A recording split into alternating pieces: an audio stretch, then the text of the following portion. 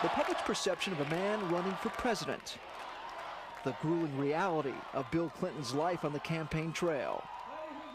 While the rest of the media jostled and elbowed to get closer to the Arkansas governor who would be president, only photographer P.F. Bentley was allowed into Bill Clinton's inner circle from the outset to record these incisive and quite possibly the most indelible images of Campaign '92. He found us, but then it was like a dog to the bone. You know? P.F. had been doggedly pursuing the candidate since their coffee shop meeting in New Hampshire, when P.F. convinced Clinton to let him chronicle his political odyssey from inside the campaign for historical purposes and for a series of special essays in Time magazine that are being published in the book Portrait of Victory.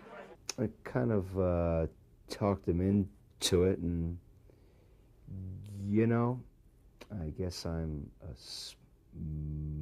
smooth talker. P.F. was no impediment to his fly-on-the-wall coverage. He speaks primarily with his camera, and part of his deal was not to speak about the private conversations he heard while capturing critical moments in the campaign, like this one with Jesse Jackson. After a 2-month trial period of being discreetly quiet and unobtrusive, campaign press director Dee Myers found another added benefit to letting P.F. work inside the campaign for a change. P.F. is a very aggressive news photographer. He hasn't won all those awards by being the last guy off the bus. He's always the first guy off the bus. He's always the guy complaining the most if he doesn't get exactly the shot he wants. So this was mostly an opportunity to keep him from being in the news pool and harassing the entire campaign staff for 10 months, and I think it worked. Over here, we have all of our Secret Service agents. Shh, it's a secret. Here on Air Elvis. Aboard the Clinton campaign plane, the rest of the press pool rode in the back, with their access limited to the stage media events and photo opportunities. P.F. was free to roam up front on Air Elvis and other inner sanctums of the Clinton camp as part of the staff. That's great. That's great. That's great. Say, I want to meet the guy that Bill Clinton's traveling with. Would you introduce me? P.F.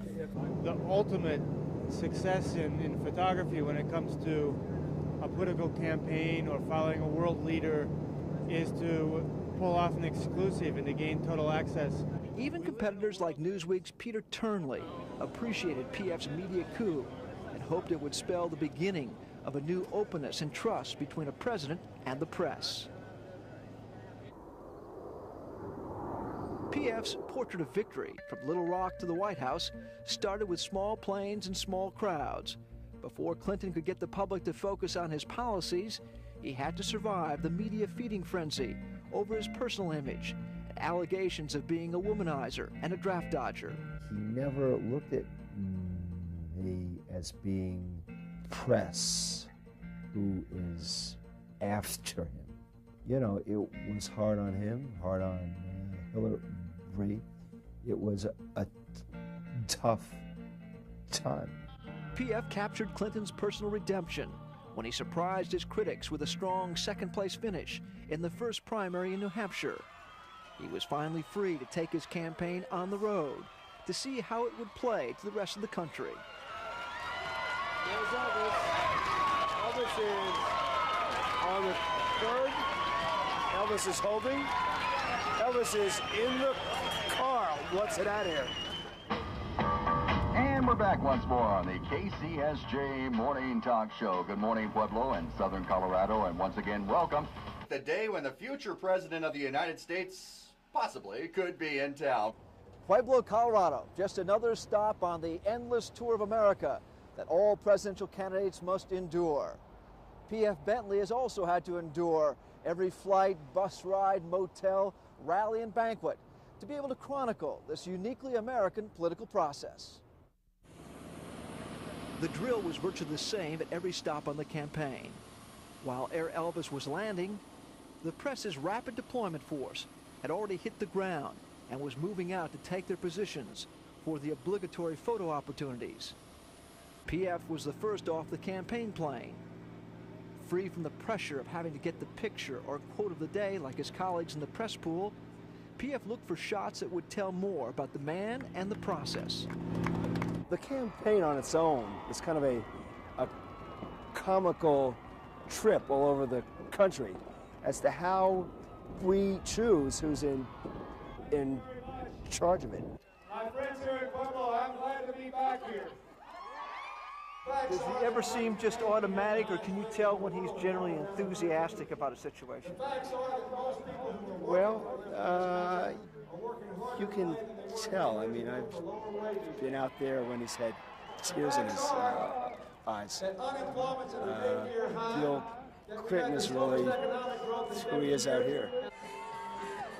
After hundreds of rallies, PF instinctively knows which direction Clinton will walk, how close the Secret Service will let him get, and how to stay out of his colleagues' shots.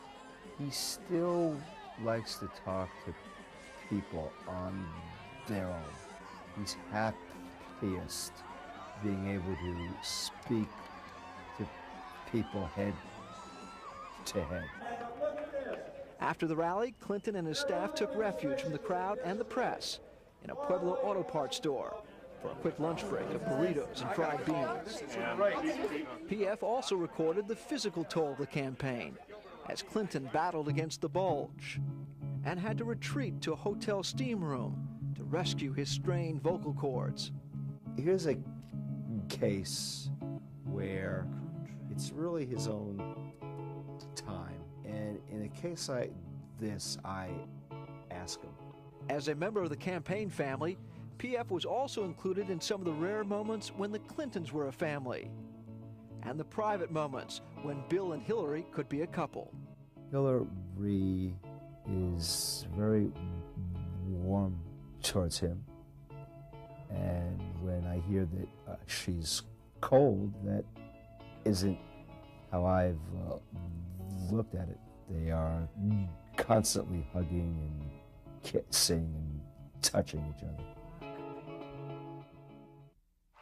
PF was also able to pick up on the strong personal friendship Clinton has with his running mate and soulmate, Al Gore. They behave like they were old college pals. He's always been like Clinton, hasn't any airs at all. They are happiest hanging out together. Someone who recognizes the importance of the West and the next president of the United States, Bill Clinton. This is the picture how I look at it.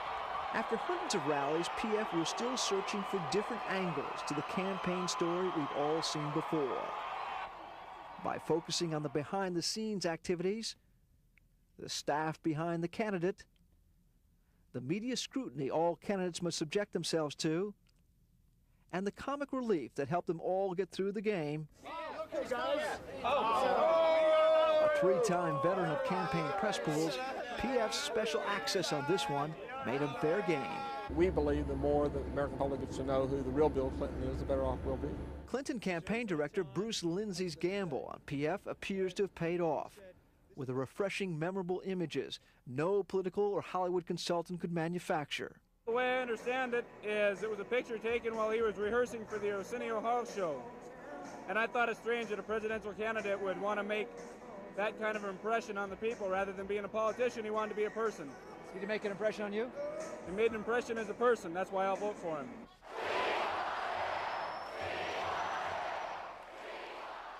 I want to tell you how very glad I am, even grateful to be back in Montana. With his fly-on-the-wall coverage of the campaign, PF was trying to get a different perspective on the candidate and the way Americans select their presidents.